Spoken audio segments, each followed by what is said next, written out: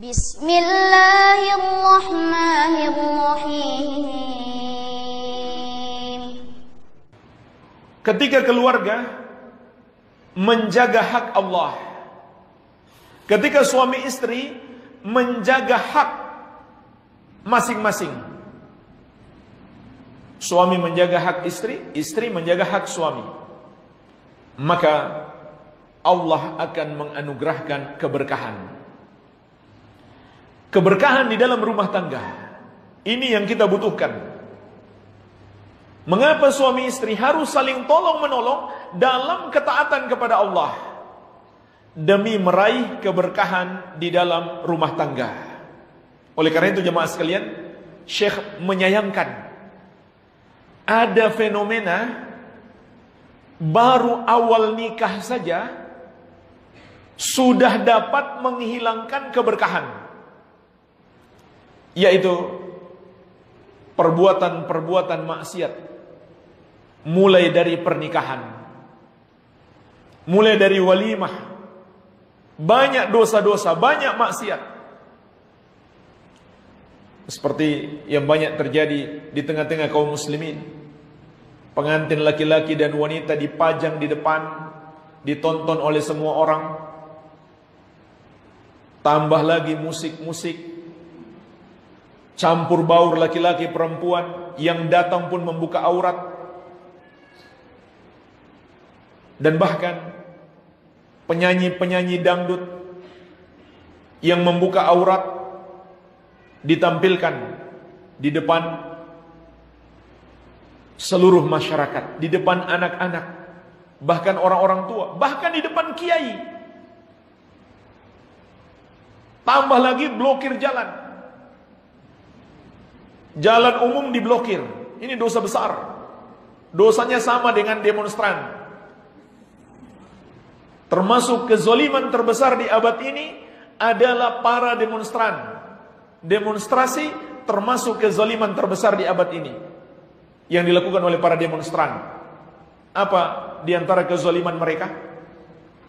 Jemaah sekalian, dalam hadis Mu'adz bin Anas radhiyallahu anhu, diriwayatkan Imam Abu Daud dan disahihkan oleh Syekh Al-Albani, Rasulullah sallallahu alaihi wasallam bersabda kepada para sahabat yang mulia, pasukan jihad pembela agama Allah.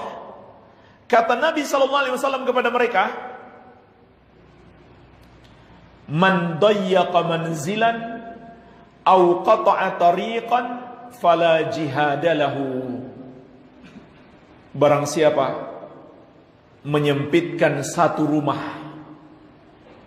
atau menyempitkan satu jalan, atau memutus dan membuat orang sulit lewat di jalan itu, maka tidak ada jihad baginya. Maksudnya apa? Pahala jihadnya bisa hilang. Subhanallah. Perhatikan jemaah sekalian. Ada pasukan jihad membela agama Allah, tapi dengan sengaja menzolimi orang. Lewat di perumahan, mereka sempitkan perumahan. Lewat di satu jalan, mereka blokir jalan, membuat orang sulit lewat. Maka hilang pahala jihadnya, walaupun jihadnya bersama Rasulullah sallallahu alaihi wasallam. Subhanallah. Ini bahaya perbuatan zalim. Walaupun sedang berjihad, apalagi sedang melakukan kemungkaran, termasuk kezaliman, bikin hajatan pernikahan, maksiat lagi dangdutan, kemudian memblokir jalan warga. Ini Syekh ingatkan, maksiat-maksiat dalam pernikahan bisa menghilangkan keberkahan nikah. Termasuk kata Syekh yang dapat menghilangkan keberkahan atau menguranginya adalah mempersulit pernikahan. Ini peringatan terutama bagi orang tua. Orang tua yang suka mempersulit anaknya nikah. Nanti anaknya sudah kecelakaan, jadi MBA, menikah karena kecelakaan, baru menyesal gara-gara nikah dipersulit. Makanya Syekh mengingatkan sebuah hadis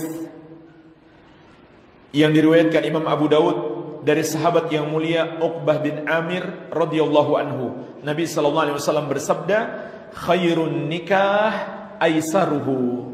Sebaik-baik nikah adalah yang paling mudahnya. Sebaik-baik nikah adalah yang paling mudahnya.